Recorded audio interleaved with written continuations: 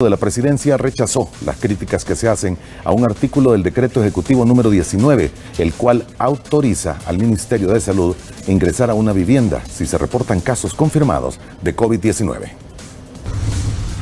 El gobierno descarta vicios de inconstitucionalidad en el decreto ejecutivo 19, el cual entró en vigencia ayer para garantizar el cumplimiento de la pandemia. En el artículo 1, literal E, que reza de la siguiente manera: toda persona está obligada a permitir el ingreso de los delegados del Ministerio de Salud debidamente identificados para inspeccionar el interior de casas, locales, predios públicos o privados, para evaluación de medidas sanitarias adoptadas para el combate de la pandemia por COVID-19. Se pide autorización, llega una persona del Ministerio de Salud con equipo específico, que son unos trajes blancos que el gobierno ha invertido muchísimo dinero para dar estos recursos necesarios para que no pueda infectar la persona que entra a la casa o la vivienda a la que está ingresando. Y entonces se toman las medidas y depende de la persona, si está enferma con COVID-19, pues es llevado a un hospital. De acuerdo al secretario jurídico, estas acciones también se amparan al artículo 58 del Código de Salud, que dice lo siguiente: el ministerio tiene facultades, en caso de grave riesgo para la salud, inspeccionar por medio de sus delegados el interior de casas, locales,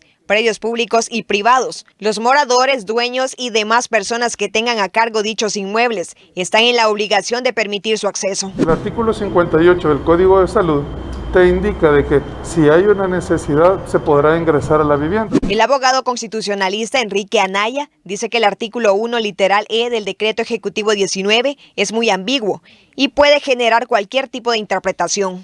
No sé si van entradas a sanitizar o a desinfectar las casas o qué es. Entonces creo que el artículo está pésimamente redactado, no hay claridad de cuál es la intención de ello, ¿no?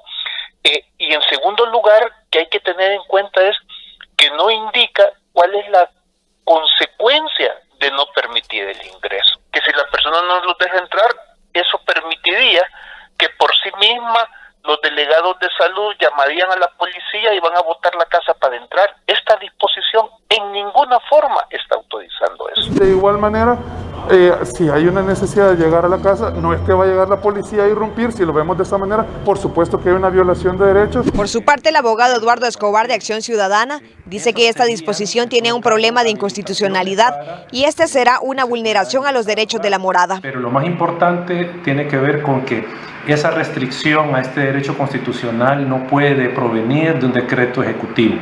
Debe de ser aprobado por la Asamblea Legislativa, es decir, en un decreto legislativo se debe de habilitar esa posibilidad y no puede quedar al arbitrio de las autoridades cuándo y cómo ingresar a las viviendas. El decreto ejecutivo 19 entró en vigencia luego que quedara sin efecto el régimen de excepción y donde se suspendieron las garantías constitucionales para los salvadoreños, como el caso de libre tránsito y reuniones, entre otras, aseguró el secretario jurídico de la Presidencia.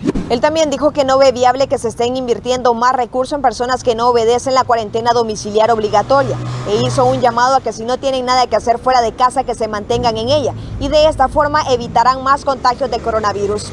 Con imágenes de Douglas Ramos para el noticiero Briseida Morán.